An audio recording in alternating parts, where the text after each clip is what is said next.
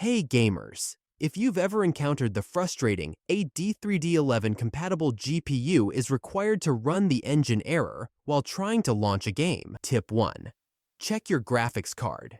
First things first, make sure your PC meets the game's system requirements. Your graphics card should support at least DirectX 11.0 with shader model 5.0. Check your GPU specifications and ensure it's compatible. Tip 2.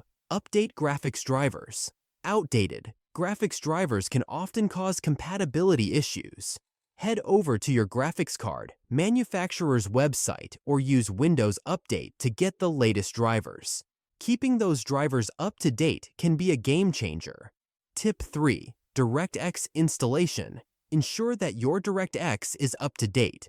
You can download the latest version directly from the official Microsoft website. Sometimes, a fresh installation of DirectX can resolve compatibility problems. Tip 4. Verify game files. If you're experiencing this issue with a specific game, try verifying the game files. In your game launcher or through the game's properties on your platform, like Steam, find the option to verify or repair the game files.